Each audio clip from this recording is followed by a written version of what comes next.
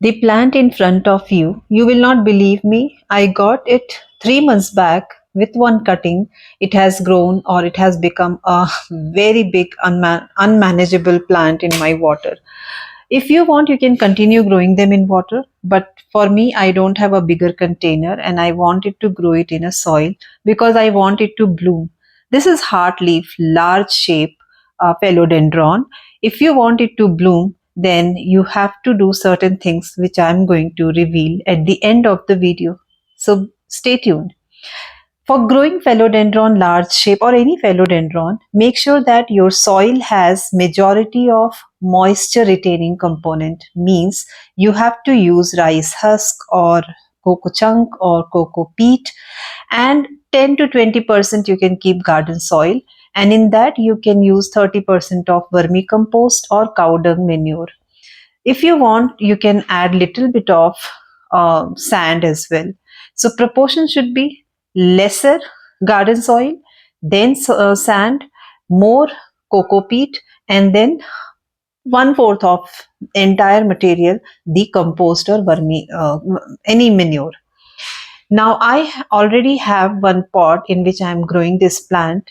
अब आपको यदि इसको, if you really want it to grow in a taller shape or go upright, then you have to give them a moss or a support.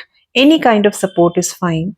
I don't have moss, so I'm going to give some temporary support to this plant and using this iron rod. You can use any kind of wood or any kind of stick you have. So since it's temporary, after few days, I'm going to grow them in moss. Now, I have done everything. The time is for watering. Guys, since we have changed the environment or the medium from water to soil, it is definitely going to in shock. So to prevent that, I'm going to use half a spoon of Epsom salt and half a spoon of baking soda in 1 liter of water.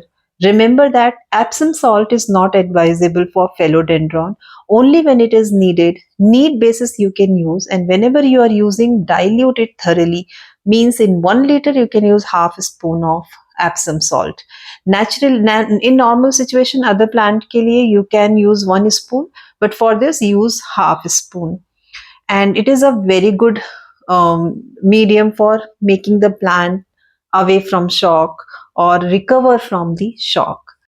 Now, to have a healthy growth and bloom, you have to remember that this plant needs nice sunlight, bright light, not direct, but at least 2 to 3 hours of direct sunlight, or you can keep it under shade or half partial sunlight.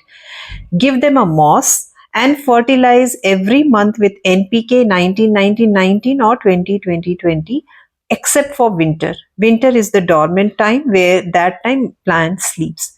Do these things, you will get the bloom and a healthy growth in your plant. Thank you.